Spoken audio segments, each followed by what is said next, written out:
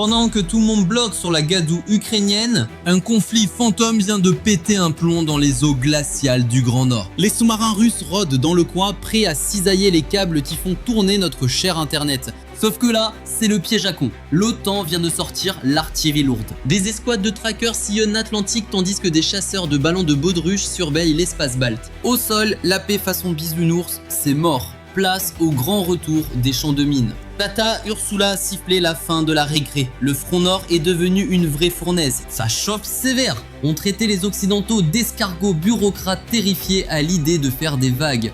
Et bam, cette semaine, Bruxelles et Washington ont littéralement disjoncté. Il y a quelques heures, la patronne de l'Europe a balancé une rafale de sanctions titanesques sur la Biélorussie. Pourquoi ça? À cause de cette fameuse prise d'otage des routiers qui a fait péter un câble à l'Europe.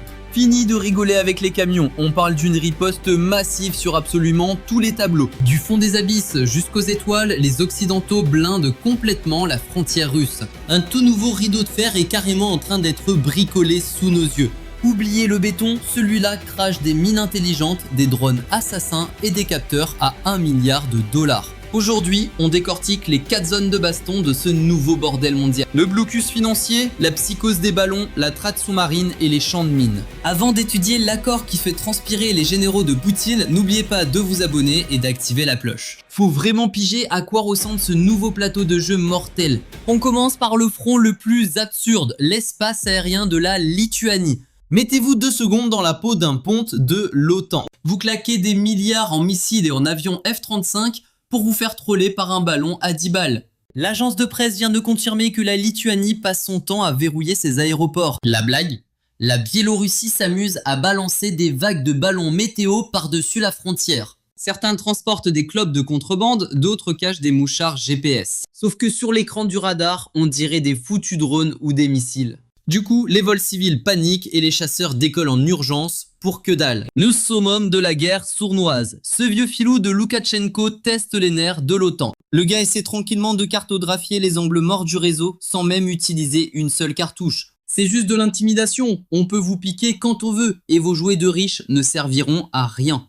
Mais les Lituaniens ont décidé de changer de jeu. La télé locale raconte qu'ils pondent une loi pour autoriser les gardes frontières à dézinguer ces trucs à la mitrailleuse. Le message a le mérite d'être clair. Si ça décolle de Biélorussie, ça finit en passoire. Pendant qu'on regarde en l'air comme des idiots, le vrai cauchemar se passe sous l'eau. Et là, l'Occident frappe fort. La presse américaine trouve ce pacte historique et carrément dingue. Les Britanniques, les Norvégiens et leurs potes du Nord se sont unis pour chasser le sous-marin russe en meute. Pourquoi s'exciter maintenant? Parce que l'ennemi a changé de cible. Les navires espions et les sous-marins fantômes russes se fichent royalement de nos porte-avions désormais. Ils scannent les câbles sous-marins et les gazoducs qui permettent à l'Europe de ne pas crever de froid. 97% du web mondial et des milliers de milliards de dollars transitent par ces fichus tuyaux.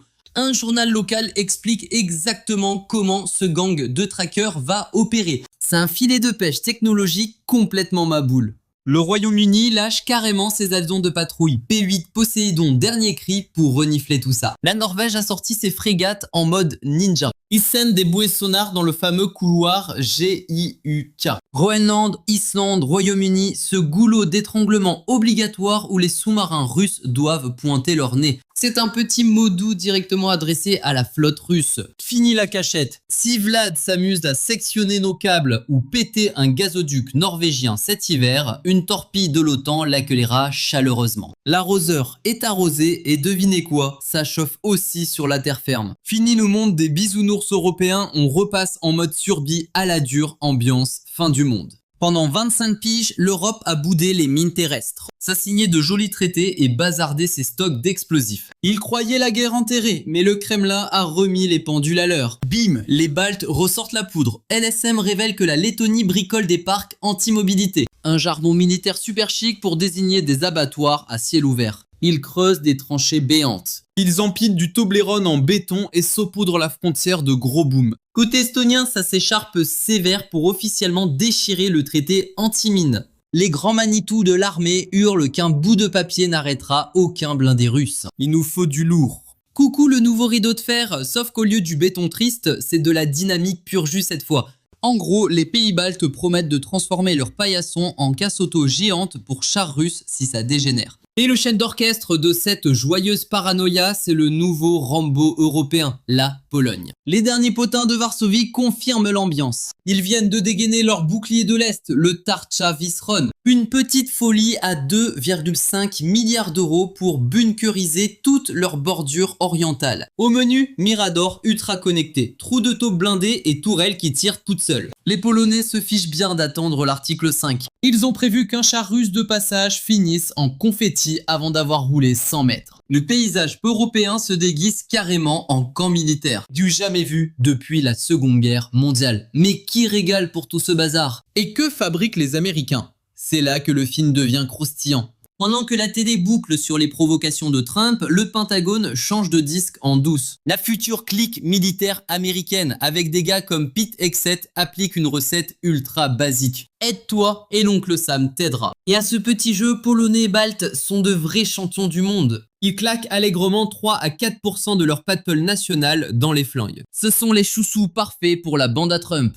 LRT confirme que la Lituanie a lâché 495 millions de dollars en joujou IMARS américain. Un vrai délice auditif pour Washington qui capte enfin que les Baltes ne sont pas des pique-assiettes. Ce sont de bons clients et l'histoire ne s'arrête pas au tiroir-caisse. Le Congrès américain vient d'arroser la sécurité balte de 228 millions de dollars au dernier budget. Le message envoyé par les Yankees claque sévèrement. Les vieux croulants comme la France et l'Allemagne pataugent lamentablement. La nouvelle cour des grands, c'est le Nord. Pologne, Pays-Baltes, Scandinavie. On mise sur les teigneux. L'OTAN n'est pas en mort cérébrale, elle a juste enfilé une doudoune.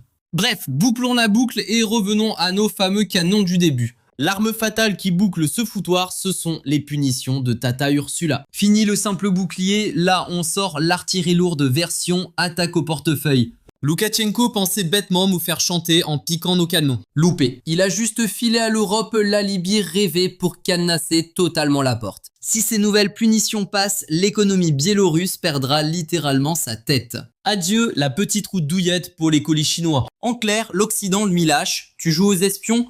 Parfait, on bousille ton fric, tes routes et ton avenir. Et enfin, le gros morceau évident, l'enclave de Kaliningrad. Toutes ces magouilles n'ont qu'un seul objectif final. Que ce soit les explosifs polonais, les trackers sous-marins baltes ou le verrouillage lituanien. Isoler complètement ce territoire russe. L'entrée des Suédois et Finlandais transforme la Baltique en jacuzzi privé de l'OTAN, coinçant les navires russes. La terre est gavée d'explosifs pendant que des snipers du ciel surveillent les nuages. L'atout maître de Tonton Vlad en Europe tourne à la faille monumentale. Ce fameux bouclier nordique ne sert pas qu'à encaisser bêtement. C'est un pur encerclement. Et ce front nord ne se limite pas aux Polonais et Baltes. Les règles ont explosé quand Helsinki s'est pointé dans l'arène. Faut qu'on jase du cauchemar de 1300 bornes que Poutine se tape désormais au nord-ouest. La presse locale l'affirme, les Finlandais bricolent une muraille gigantesque face aux Russes. Oubliez le grillage de papy, c'est un véritable filet à mouchard hyper technologique. Le moindre craquement de bottes ou bruit de moteur chez Ivan alerte illico les Finlandais. Rappelons qu'Helsinki détient la plus grosse force de frappe ouest européenne. En signant au club, ils ont transformé cette zone super fragile en un véritable donjon.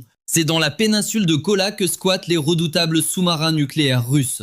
Bim, ils sont désormais à portée de flingues et d'espionnage des Finlandais. Échec et mat magistral. Vlad rêvait pourtant de repousser l'Alliance loin de lui. Raté, sa frontière avec l'Alliance a carrément doublé. De l'autre côté de la flaque, Stockholm verrouille le centre de la Baltique en misant tout sur l'île de Gotland. Les Galonnais surnomment carrément ce caillou le porte-avions incoulable. Tenir ce caillou, c'est contrôler la mer, bien qu'il fût pacifiste pendant des lustres. Fini de rire, la presse l'affirme, les Suédois blindent l'île d'armes en un clin d'œil. Ça déballe sec, missiles patriotes, tanks et bidas. Pourquoi cette parano? Parce qu'un hold-up surprise des Russes sur ce territoire leur permettrait d'empêcher les copains d'aider les pays baltes. En barricadant Gotland, nos gars ont officiellement transformé cette mer en leur petite pataugeoire privée. Les rafios russes se retrouvent coincés dans une baignoire et c'est Stockholm qui a avalé la clé. Mais pourquoi toute cette suée soudaine? Que bricolent les Russes dans la flotte actuellement? Ils préparent sagement le terrain pour le jour du jugement. Des journalistes locaux ont fouiné et mis en lumière un truc qui fout bien les jetons. Des chalutiers ou navires scientifiques cachent en réalité des bateaux fantômes russes sournois. Les gars scannent activement les parcs éoliens marins. Ils repèrent aussi les tuyaux de gaz et la fibre internet planqués sous l'eau. Clairement, ils ne cherchent pas de la dorade, mais nos grosses failles. Leur kiff, c'est de trouver le pixel parfait ou coller une bombe pour disjoncter l'Europe au moindre couac. Voilà pourquoi nos fameux chasseurs évoqués plus tôt sont devenus ultra indispensables. Le Royaume-Uni et la Norvège ne s'amusent pas juste à traquer du sous-marin le week-end. C'est un véritable Tom et Jerry avec ses navires espions de surface, histoire d'éviter qu'un autre gazoduc ne fasse boom au fond de l'eau. Selon les intellos de Newsweek, si ça dérape, l'enclave de Kaliningrad se ferait plier en quelques jours chrono. Le fameux poignard russe planté dans le dos de l'Europe s'est transformé en un otage hyper fragile. La fameuse stratégie de la ligne nord a littéralement renversé la table de jeu. Fini le temps où la Russie jouait à encercler tout le monde dans son coin. Maintenant, c'est elle qui se retrouve coincée au milieu de la ronde.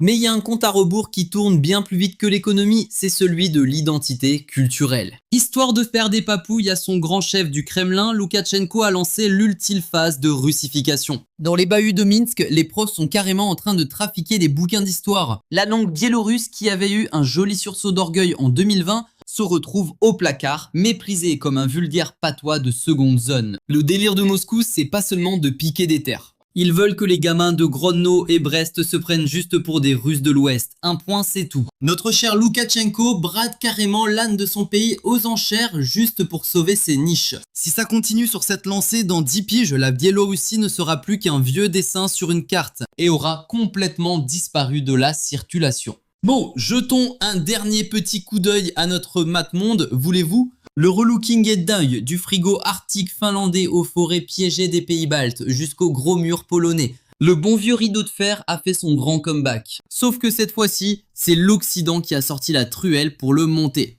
Les chantages moisis de Loukachenko et les batailles navales de Poutine ont fait un flop total. Ils ont juste tiré l'Europe de sa sieste. Le continent s'achète des flingues à une vitesse qu'on n'avait pas vue depuis 1939.